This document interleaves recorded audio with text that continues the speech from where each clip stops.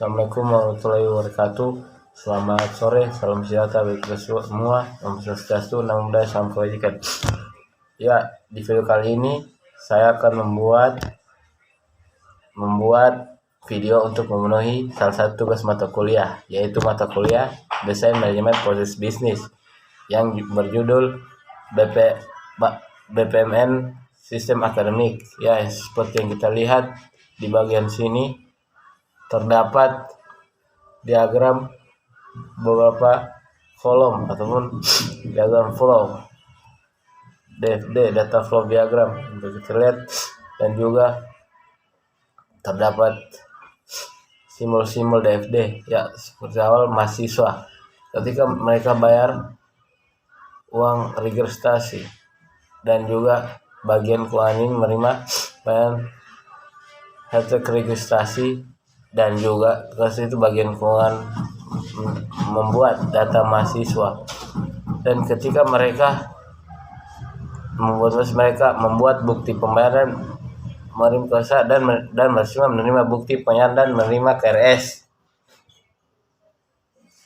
Dan juga ketika mereka melakukan perwalian dan juga menerima rekap dari dosen,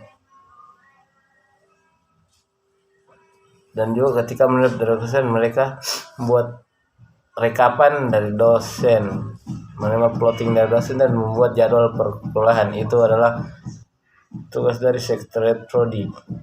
Dan juga program studi membuat plotting dosen, yang dimana plotting dosen itu untuk perwalian mahasiswa baru, perwalian dosen untuk mahasiswa baru. Dan juga mahasiswa sudah masuk ke proses perkuliahan.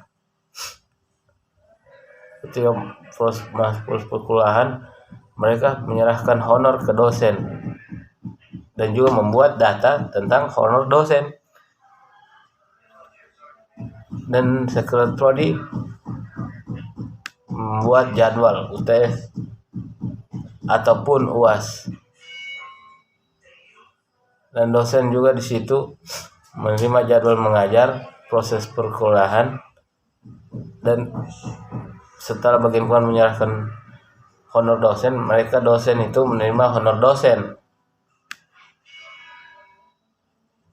Dan ketika Sekretariat Prodi membuat jadwal UTS ataupun UAS, mereka menerima jadwal UTS UAS.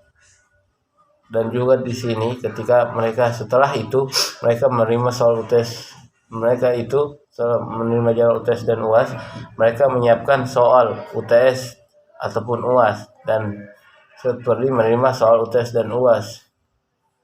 Dan setelah itu menerima soal UTS dan UAS, mereka menyiapkan sarana dan prasarana untuk UTS ataupun UAS. Dan di sini mahasiswa telah melalui proses perkuliahan dan juga telah menghadapi proses UTS dan UAS.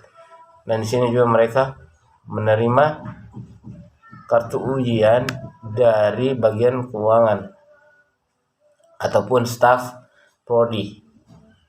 Setelah itu dosen menerima hasil UTS ataupun UAS. Dan juga prodi mengumumkan hasil UTS dan UAS. Dan juga setelah menerima hasil UTS ataupun UAS dari mahasiswa, mereka memberikan nilai untuk UTS dan UAS untuk UTS UAS mahasiswa yang telah dikerjakan. Dan juga setelah itu dari prodi mereka menerima nilai UTS dan UAS serta mempublikasikan ke mahasiswa. Dan juga mahasiswa di situ dapat melihat hasil ataupun hasil UTS dan UAS. Yang seperti bagian yang melaksanakan operasional sistem akademik ini berbeda antara perguruan tinggi yang satu dan lain. Karena untuk sekolah tinggi operasional sistem akademik dipegang oleh Biro Administrasi Akademik, tapi di perguruan tinggi yang lain ada dipegang oleh dua bagian, yaitu bagian Prodi Studi dan Biro Administrasi Akademik. Untuk universitas dan institut ada juga sistem akademik. Ini dioperasikan oleh masing-masing fakultas dan bahkan ada juga sistem ini dioperasikan oleh Biro Administrasi Akademik secara terpusat. Artinya seluruh pengelolaan data dilakukan secara terpusat. Mengapa di sini ada beberapa langkah untuk mahasiswa itu mendapatkan ujian, tes, dan UAS, yang dimana ketika mereka menerima soal itu, dosen ataupun sekretariat prodi melakukan beberapa tahap dulu, seperti membuat jadwal UTS ataupun UAS, ataupun melakukan pemberitahuan bahwa minggu ini ataupun bulan ini akan dilakukan UTS ataupun UAS. Dan juga setelah memberikan pemberitahuan ataupun memberitahukan jadwal kapan terjadinya UTS ataupun UAS, mereka juga sudah menyiapkan soal yang nantinya akan dikerjakan oleh mahasiswa. Setelah yang dikerjakan mahasiswa akan melakukan ujian. Setelah mahasiswa melakukan ujian, sudah terdapat beberapa langkah yang dilakukan oleh dosen, seperti menerima soal UTS ataupun UAS.